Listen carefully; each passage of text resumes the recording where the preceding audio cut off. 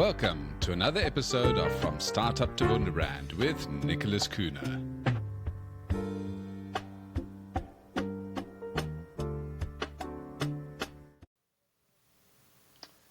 Hello, everyone, and welcome back. Now, just for those viewers who've been here for a while, you can notice that we've coordinated our sets because I too have a giant keyboard right behind me, which Josh, we'll perhaps tinkle on the ivories a little bit later. But I've got the pleasure of introducing a guest who's not only a powerhouse in the world of digital content creation, but a celebrated gospel recording artist and educator. So joining us today is David Griffiths, also known as David, the Digital Creator. Welcome, David. Thank you so much. It's a pleasure to be here. So I want to give a little bit more context because for those of you who like praying, you might have heard of David, and you might be one of those 1.5 million people who are following him on his social media channels, such as TikTok, Instagram, Facebook, and LinkedIn. So we're going to talk to somebody who doesn't just say, how do you get 10,000, 100,000, etc. viewers. This is somebody who's already achieved it. And we're going to talk about some of his steps, how he got there, and some of the challenges that he faced as he went through this process. So, David, I think to start off, it might be good to just get a bit of background on you because you don't have a typical digital marketing or marketing strategic genius background, do you? No, I guess not.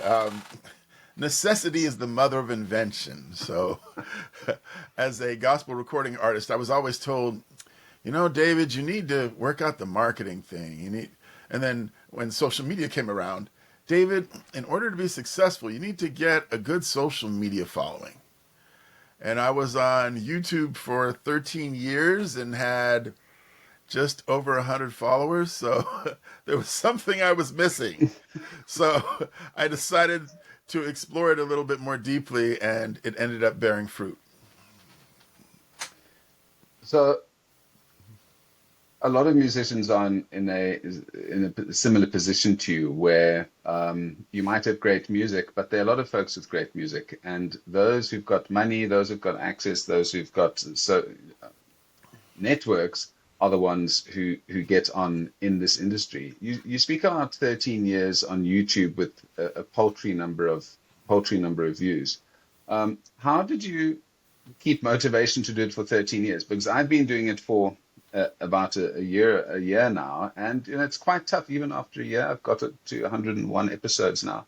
The motivation to keep going is not always there. How have you done it I'm sure it's over 13 years now. So how have you managed to keep motivated, and why didn't you just give up? Wow. Because 113 followers, I mean, that's not, So I would first of all, I want to encourage anyone who's on the journey of trying to connect with the people you want to serve through social media. First of all, let's make it fun. Let's make it fun. Well, what do you mean? Well, I understand from those gurus that I listen to on a regular basis that the wealthy, for them, finances are a game that they enjoy playing, and they play it well. And so for many of us in the struggle, we might not think of it like a game, but they understand different tricks and tactics, and it's fun for them to experiment and see what works, and then double down on what works.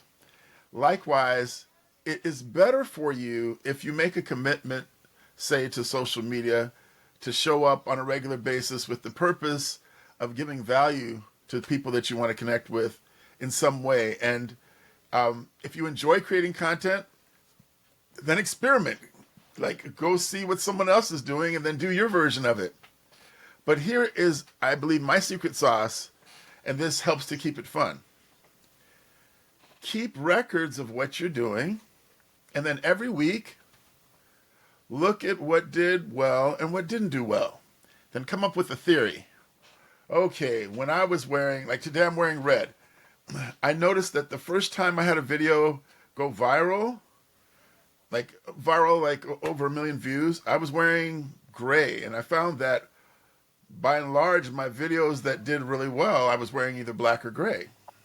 Oh, interesting. So I experimented, but then I found this out and I said, okay, well, my new theory is if I use gray or if I use black, then I have a greater chance of success. Then what else could it be? Could it be that people like seeing the full body shot of me versus, half body versus just the head?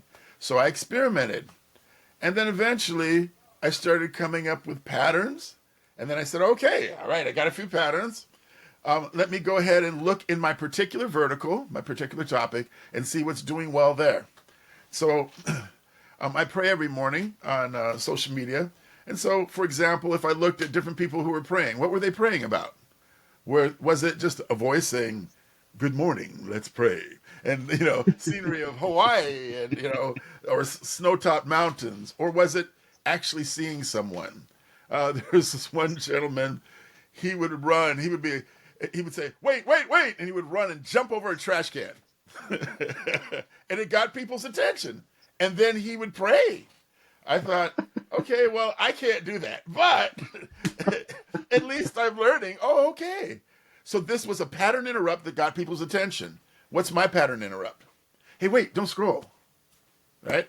So slowly, by keeping record of what you're learning and assessing every week what you learn, then it becomes like a game that you're doing, and you learn a little bit more, and you get a little bit better and a little bit better.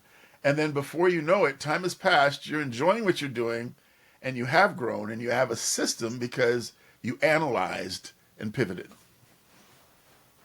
What you've mentioned, there are two useful things. One, obviously, the analysis, obviously, and it doesn't have to be very complicated, like you said. So this is not huge AI, quantum computing stuff. This is just looking at patterns and understanding what's working and not working.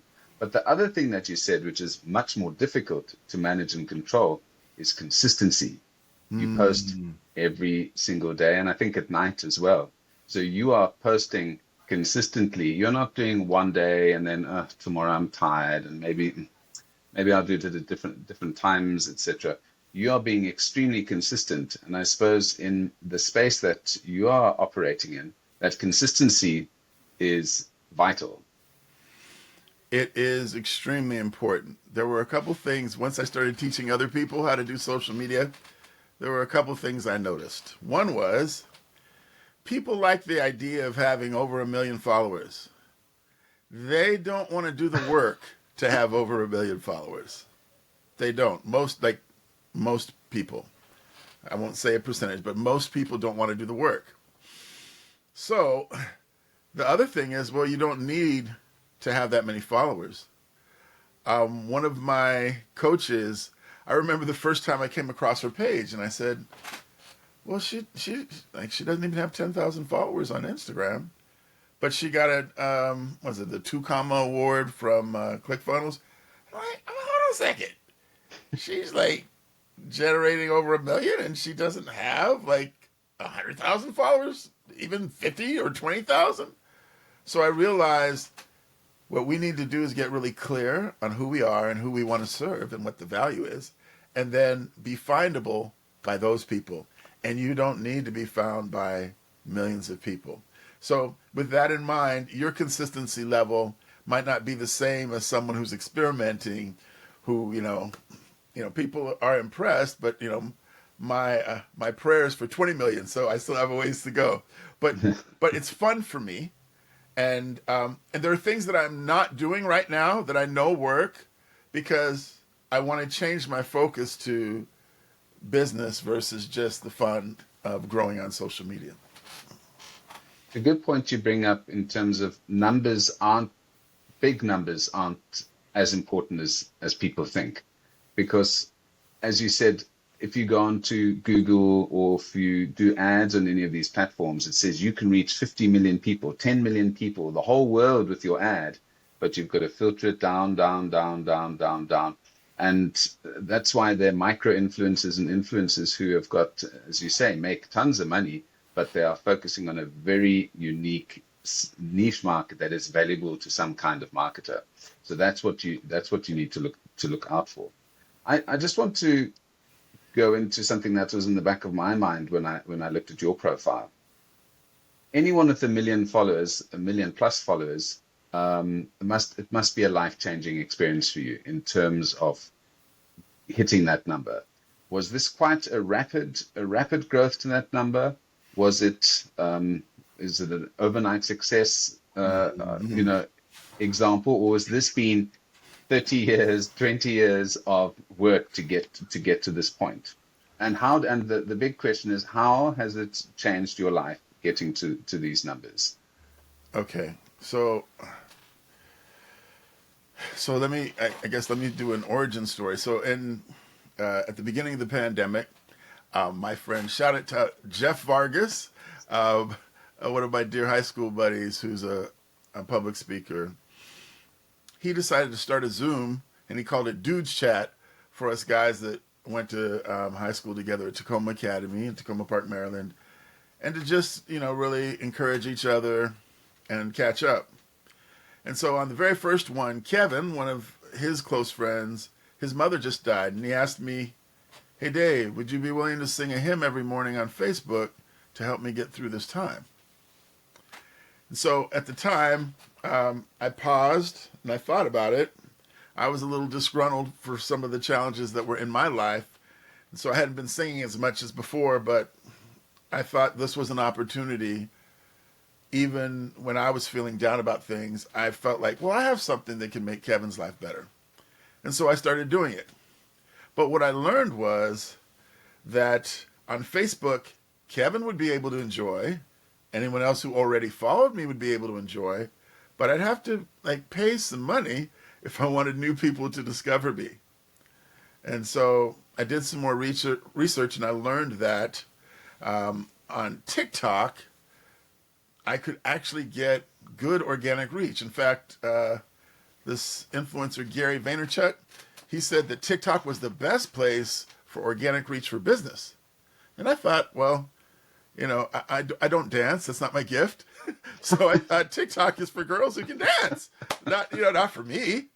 But I paid attention, and one thing that I find important in life is always get a coach that's done what you want to do so you can get there further, faster. And so I got a coach, and my coach would say things like, find 8 things that you're interested in, and then let your audience tell you what they want. They'll let you know. So, I sing. So, I was singing, and I'd get maybe 100 views or a couple hundred views. So I thought, well, maybe they don't want to hear me sing. so I say, well, let me try a trend. And one day, I was random. One day I said, I went to Chick-fil-A, and I'm not really up on all of the controversies. So I just did a random thing where I showed the camera the drive-through, and I turned to myself and I'm like, what's the big deal with Chick-fil-A? And that, for me, it was viral. It had 13,000 views. And I went, oh, interesting. This must have been relatable. And it must have sparked on something that might be a controversy. I don't know. So, but in the process, by paying attention to what people were telling me was important to them, I just, when you go live at that time, especially on TikTok, the algorithm would be happy and it would promote whatever it was that you posted before you went live. So I went, oh, okay, that's good to know. I would play hymns on the piano by request. So I'm doing it by request, and then I would ask people at the end of doing it, hey, can you help me? I'm trying to get to 1,000 followers on YouTube. Would you mind following me at David Griffiths Music on YouTube? Until eventually I got 1,000 followers on YouTube. And I said, oh, this is working. Well, let me do this if I have time, morning and evening. And so I started doing that. And then here's something really important to your question. Then I remember, I don't know, I'd grown several thousand, and then nothing happened. 30, 45 days, and hardly anyone was following me. And I said, have I missed the mark? Where did I fall off? But because I was committed, I just kept on doing what I said earlier. I kept on saying, okay, well, okay, we tried this, so this isn't it. Let's go to the next thing. And then one day, I like speaking about things that I'm really passionate emotionally about. And so I said, well, let me speak to someone, something that I wish that someone would tell me, not to give up. And I just spoke from my heart. And that, I believe, was the first thing that I had that went over 1 million followers. So I found that if I prayed, people like that had the most engagement. I didn't realize that there were people who wished they had someone to pray with. Like that was, I don't know why that seems so bizarre to me, but I didn't think like there's someone who doesn't have someone that they could call if they wanted to pray with someone. But that was huge. And by being consistent and pivoting and studying and pivoting some more, then eventually the algorithm would give you another opportunity. And when it came, the key was double down on what works. And if you double down on what works and you use the feature that TikTok at the time was promoting, you'd get extra reach. And so, I would grow and then kind of settle. About the time, I don't know, about 2 summers ago, I think it was 650,000. I went to Florida to a speaker's boot camp. And just during that long trip, I gained like 150,000 followers. And then shortly after that, went up to 1 million. So if you are consistent and like make it like a ritual and make it a game, then eventually the algorithm will be kind to you again. It might not be kind for a while, though. And how has it made my life different? So, my mother, her best friend, and her best friend, her husband, they were celebrating their 63rd wedding anniversary in Montego Bay, Jamaica. And so my son and I and my mom went together. And this was an opportunity for her to show me the places she used to talk about when I was growing up. And so when we were there, we landed in the airport, and when you have a wheelchair, one person can accompany you, but like everybody else has to go through the line normal. So my son went with my mom, and I'm in the line, and some lady calls out, "Hey, are you David?" I'm like, "Yes." "I prayed with you this morning." I kid you not. We ran in the couple weeks we were in Jamaica. We ran into like 7 other different people. Like, I was at the bus stop. The bus took a bathroom break. A lady comes up. "Are you the guy who prays on TikTok?" So, that like suddenly I felt like, oh, I didn't think anybody knew who I was, but now I'm in another country and people are just like, stopping me and saying, "Hey, thank you for praying with us. That's really cool." Okay. So it did change my life. Nowadays, I don't know if that doesn't happen because, I don't know if it's because I'm hiding all the time. But, Could but be it. it was exciting for me because I know what it's like to be hurting and not have someone to reach out to help you. And so every day, literally, I get messages thanking me for doing what I'm doing. And so I'm very grateful to find a way to add value to people's lives in a way that, especially in these times that can be very stressful, people are often not very kind online. It's nice to be a part of something that brings people joy.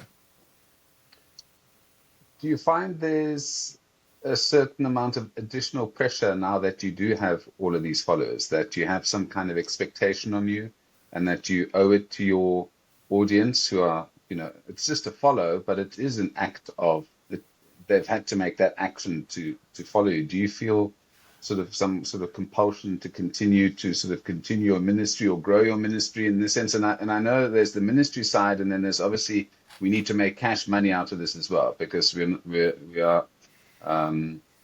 also need to eat. So Yes. there might be that side of that you have, which is making sure that you're delivering to your audience. And then my second question would be, in terms of a lot of people, well, not a lot, but many people have gotten large number of followers, but have no idea how to monetize it. And that's a challenge for a lot of folks. What support or what help or how are you going to get to that 20 million mark? I'm adding 10 questions here. I'm very sorry. But you said that 20, you want to pray with 20 million people. But what kind of monetization options are there for you as well? And who's reached out, or is there support from TikTok and YouTube and that to help you grow as well? Because you can't do it alone. Well, you said it right there. So I'm hoping I'll remember all your questions, but you can't do it alone. You Yeah, can't just out of do that it one. alone.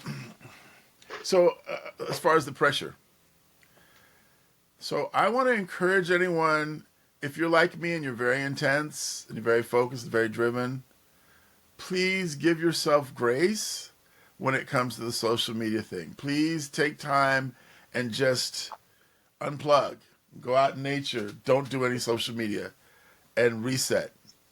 Because if you allow it to continually stay connected to you, it will wear you out. I promise you that. So it's funny because years ago, meaning like 2 or 3 years ago, there are influencers, and I've seen several of them who've shifted, and they're a lot younger than I am, and so there's a certain part of it where I could see what was happening coming. Like, they became extremely successful because they laser beam focused, they picked a niche, and they worked all the factors that help you to grow. And then they were unhappy because now everyone was expecting them to only do that content. And then they felt pressure because this is how they were making a living. And so I saw that, and I didn't want that for myself. And so for me, unplugging has helped me to keep things in a proper perspective. I went into this to make an impact, not to make money. And of course, now I know that, well, yeah, you want to make an impact, Dave, but you need to pay the bills, so you can be around to make an impact. So, so what I did is, along the lines of what I told you earlier, getting a mentor. For example, I will give a shout out to the great Myron Golden. I attended his Make More Offers Challenge, and it was really life-changing in terms of helping me to think of business, even in the context of biblical concepts or ministry, to think of it in a way that could be sustainable. Yes, it could be sustainable and help me to take care of all of my financial needs, even while doing this. He was someone who I feel he has a great understanding of business. He's excellent at selling from the stage, and he's a very ethical person. So he's someone who I admire, who's helped me to start to become good at the techniques that are helpful to actually do revenue producing activities. So as far as getting to 20 million partnerships, the thing that I see happening over the last week, I've had like a really interesting week. There are a couple things I can't speak of, but potentially I may be doing social media for a restaurant, a unique restaurant chain. And, it's like, well, where'd that come from? Relationships. I went to an event in Atlanta, 3 or 4 nights ago, where the mayor was there and there were different business people. And you just go to places like this, you network. I particularly have a heart for tech challenged people and people who are more mature, who are trying to learn how to do the social media thing. Because a lot of times people aren't sensitive to the fact, if they didn't grow up doing it and this isn't like their hobby or their passion, you got to go slower for them. And often what you need to do is you need to create a fundamental or a basic version of how to do social media. They don't need to learn how to do all the fancy camera tricks.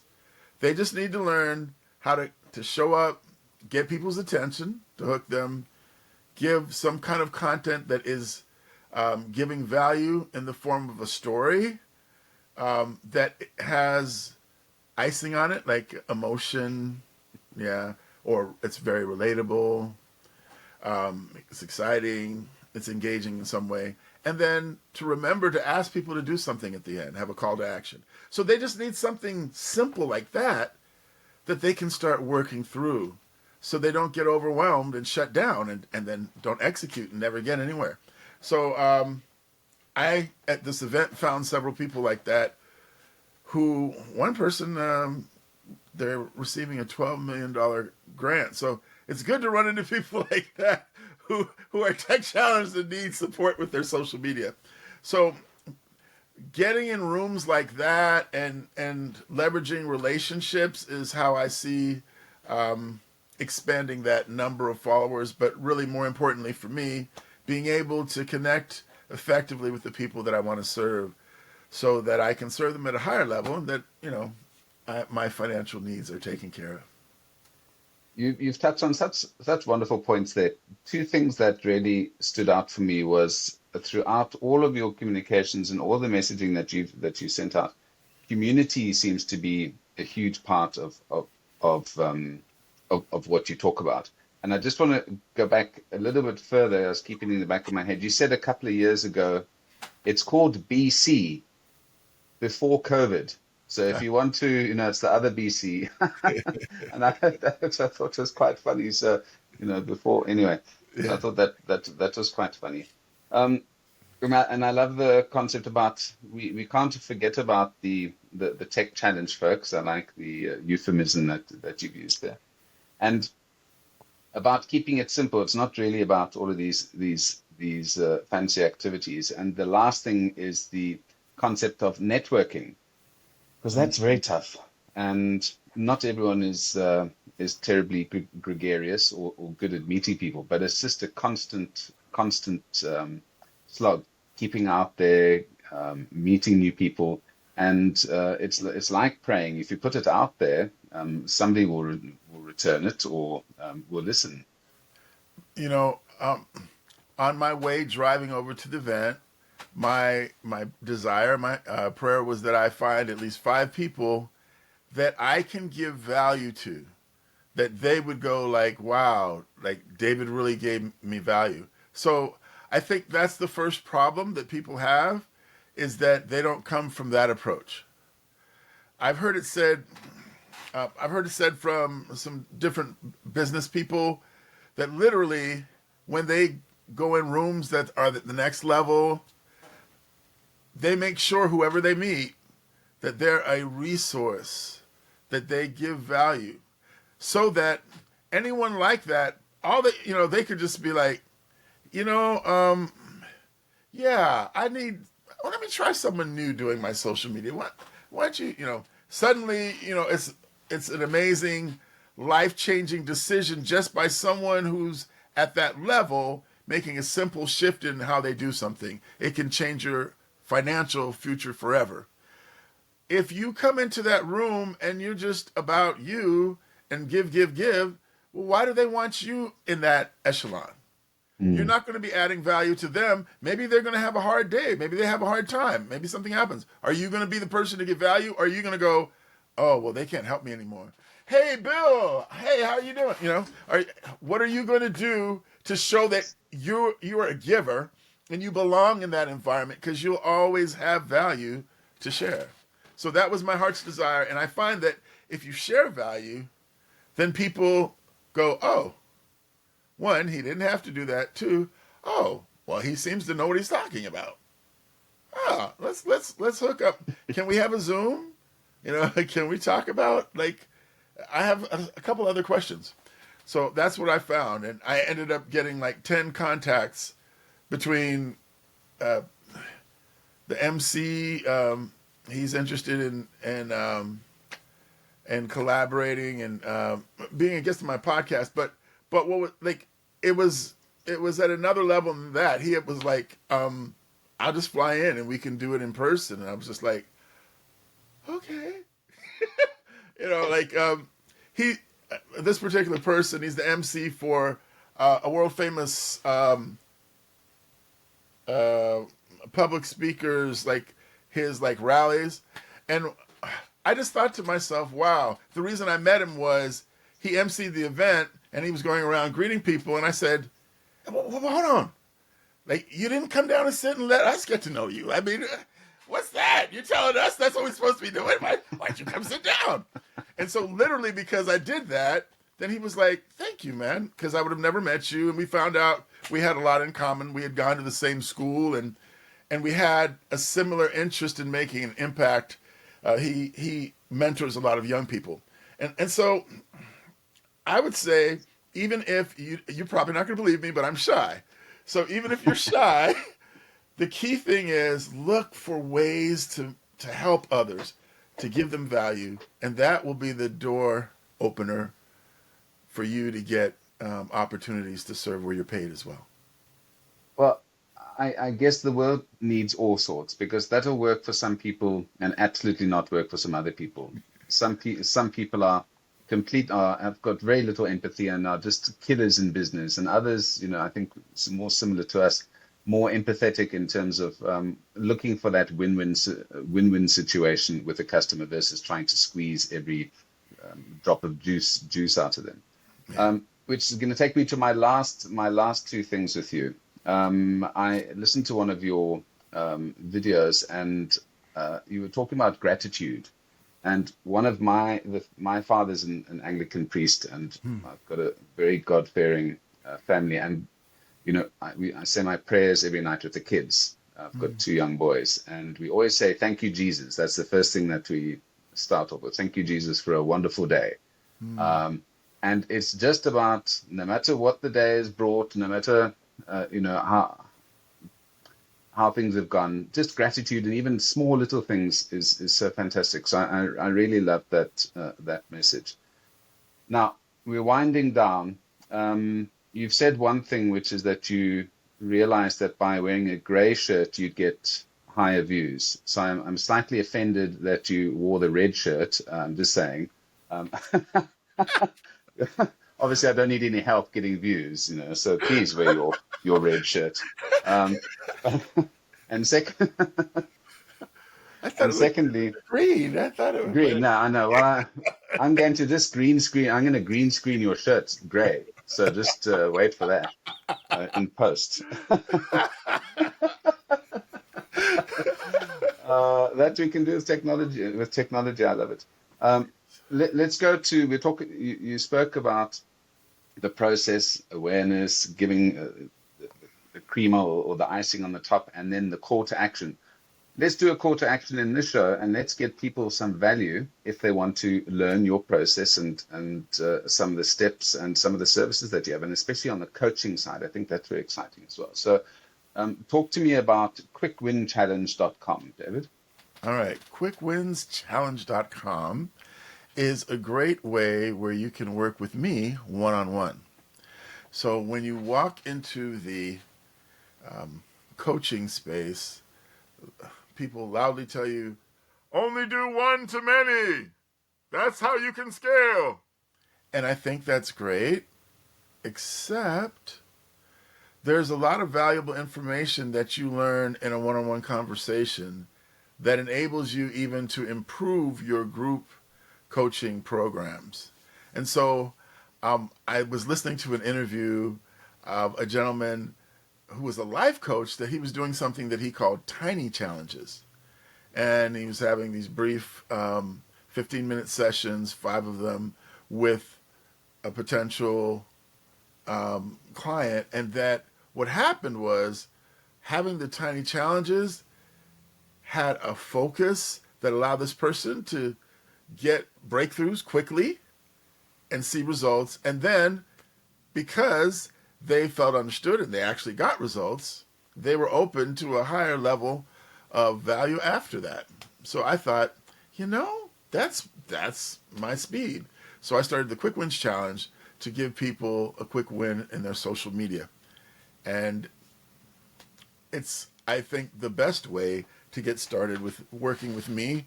And you get the advantage that you don't often get, because you get personalized information. and of course I have a high ticket offer. I have a community content creating academy, Inner Circle, and people who have the experience of the one-on-one, many of them joined that community, but now they're very clear on what it is that they want to do, and it helps them really to fine tune what it is that they need to do. I've been in several programs where it's a group program, it's a high ticket program, but it was hard to get enough personalized direction to really work out your issues. And sometimes people were even starting their program, so they hadn't fully worked it out, but it was still high ticket, but they didn't have enough personalized information to help us really get on the straight and narrow. So I wanted to make sure that I didn't do that. And this has been very effective so far. Awesome. Well, I'd encourage folks to go to that. I'm going to put the link in the description so that folks can get hold of you and hopefully get some time with you. And maybe you can tickle the ivories as well and sing a joyful song while you're going. Well, unfortunately, it's not powered up. I mean, Oh, no. I don't have the. I don't want to cause trouble by opening something on the computer and then all of a sudden it messes us up. I do believe you though. So what I can do is you can pretend to play and I'll put something over.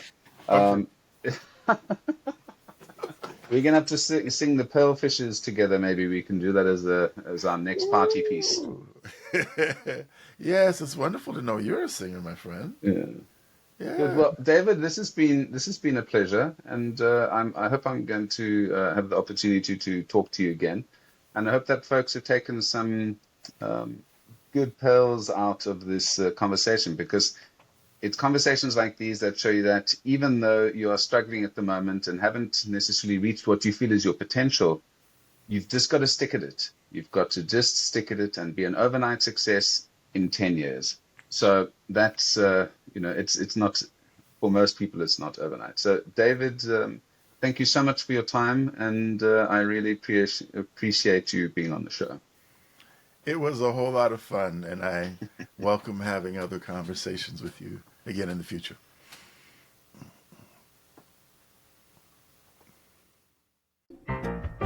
Welcome to another episode of From Startup to Wunderbrand with Nicholas Kuhner.